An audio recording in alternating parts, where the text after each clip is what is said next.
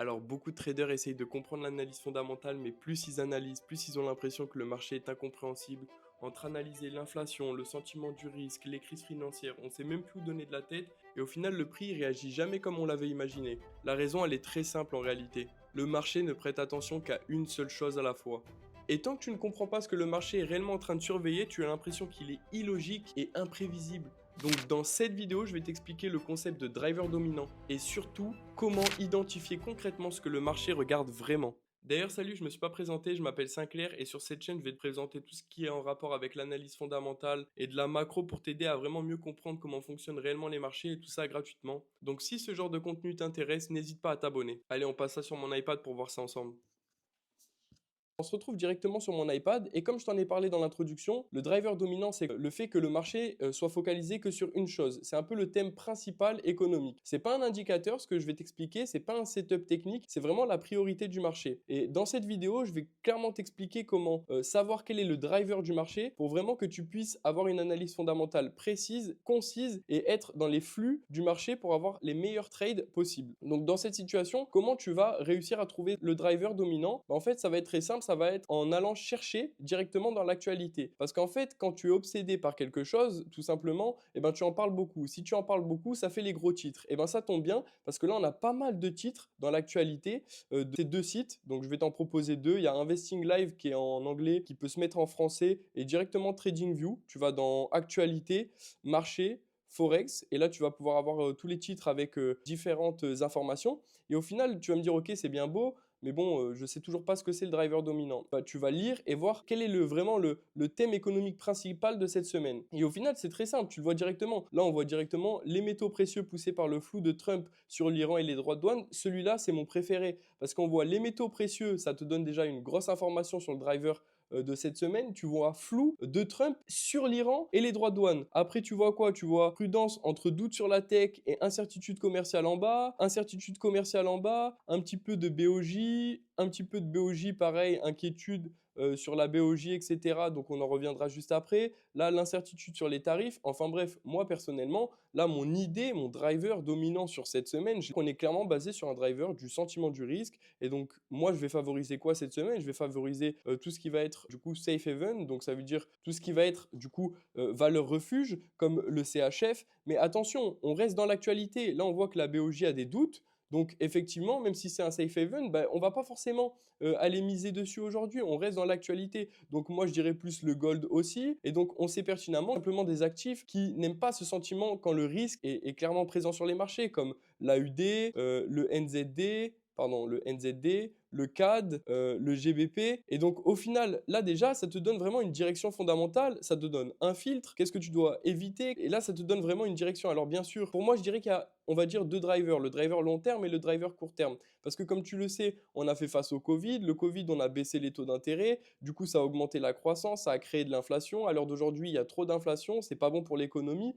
Et du coup, qu'est-ce qu'on fait? On essaye de réduire cette inflation, donc on augmente les taux d'intérêt. Et donc, à l'heure d'aujourd'hui, on sait que le driver général, c'est vraiment combattre l'inflation. Donc, on sait que le marché va regarder inflation. Mais le problème, c'est que du coup, dans cette semaine-là, l'inflation est complètement mise de côté. Et c'est ça que je vais te montrer directement après sur mon ordinateur. C'est qu'en fait, là, on voit que cette semaine, le driver principal, c'est le sentiment du risque, c'est pas l'inflation. Et donc, au final, ce qui est très, très, très important à comprendre dans les drivers, dans l'analyse fondamentale, c'est qu'au final, une même news peut ne pas avoir le même impact. Pourquoi? Parce que là, s'il va y avoir du coup un CPI, il aura beaucoup moins d'impact cette semaine, je dis bien, parce qu'il y a un sentiment du risque fort sur les marchés. Et je vais te le prouver directement avec quelque chose qui est complètement d'actualité. Je vais te prouver que selon les drivers, du coup, eh ben, il va y avoir plus ou moins d'impact. Et donc, au final, ça ne sert à rien d'être comme un trader retail, essayer de comprendre l'analyse fondamentale et faire 10 analyses sur l'inflation, du risque, le ci, le ça. Non, il faut vraiment que tu te focalises sur quel est le driver, quel est le truc important à regarder. Et donc là, je t'ai même montré une petite photo du cinéma où au final, il y a des murs, il y a des sols, il y a plein de gens, etc. Mais au final, tout le monde est fixé sur quoi? Sur un seul objectif qui est le film. On en arrive à l'exemple. Une même news n'est pas la même réaction selon le driver économique. Et c'est là où tu peux vraiment filtrer, etc. En tout cas, on va le regarder direct. Donc voilà, on se retrouve directement sur mon ordinateur. Et je voulais vraiment te montrer un cas concret sur le fait qu'une même news peut avoir un effet complètement différent selon le driver. Et donc, pourquoi il est important important pour toi de connaître le driver dans lequel tu es au moment où tu trades. Donc pour te faire un petit rappel, à partir du moment où tu es allé dans tes actualités, que tu as pu voir du coup les gros titres, donc le dollar glisse et l'or monte face à l'incertitude douanière, les marchés mondiaux reculent face au retour du brouillard douanier, le dollar prudent face au flou commercial, l'or en profite, etc. Et que du coup, tu as pu faire ton analyse et savoir qu'au final, le driver, là, on était clairement drivé par un sentiment du risque et qu'il y a une peur sur les marchés.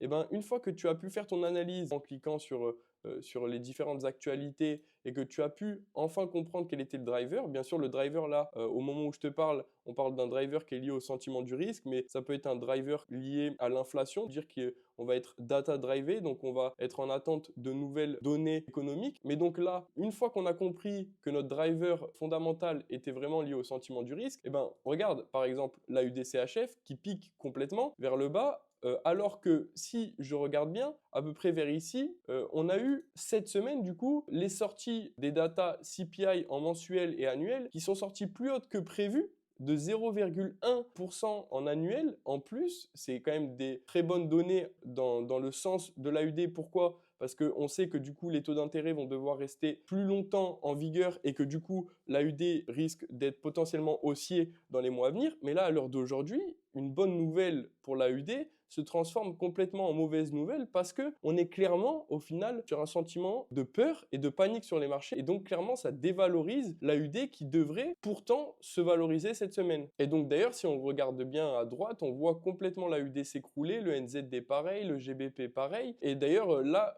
je te le présente par rapport au CHF, donc au franc suisse, qui est une valeur refuge et donc qui, elle, peut que monter dans cette situation-là. Et si je te la montre, par exemple, par rapport aux matières premières, le gold, on voit qu'il a pullback et qu'il va peut-être continuer sa hausse. Et puis, on peut aussi directement aller voir, par exemple, face au yen japonais, qui, lui, a des complications où, du coup, obligatoirement, je sais que, du coup, le CHF va prendre de la valeur, face au yen japonais. C'est exactement ce qui est en train de se passer ici. D'ailleurs, j'avais pris un trade, comme tu peux le voir ici. Par contre, il faut faire très, très attention. Ça n'a rien à voir avec la vidéo, mais je me permets de te donner cette plus-value en plus. Dès qu'on arrive vers les 157, 160 au niveau de l'USD face au yen japonais, eh ben, on sait que la banque centrale japonaise peut intervenir sur les marchés financiers, donc faire écrouler la monnaie comme tu peux le voir là et là. Donc, il faut faire très attention. Donc, moi, j'avais pris en fait cette impulsion baissier sur l'euro-yen ici. Et j'avais pris du coup, une autre impulsion dans le sens inverse parce que je savais que fondamentalement parlant, le yen en fait clairement baissier, mais juste est soutenu par sa banque centrale. Et donc, je savais que ça allait revenir à ces points. Mais par contre, là, je vais pas tarder à enlever les 30% restants de ma position parce que je sais qu'on va arriver à des niveaux où la banque centrale peut vraiment intervenir et au contraire, je serais peut-être ravi de pouvoir prendre un trade. En tout cas, j'ai vraiment pu te montrer l'importance de connaître le driver fondamental du moment où tu trades. Il faut vraiment que tu le comprennes et que tu puisses au moins l'introduire dans ton trading pour savoir quelle data va être importante ou non selon du coup la situation. J'espère que cette vidéo t'a plu, n'hésite pas à t'abonner, je propose de l'analyse fondamentale régulièrement sur cette chaîne YouTube. Au plaisir de te revoir, bis.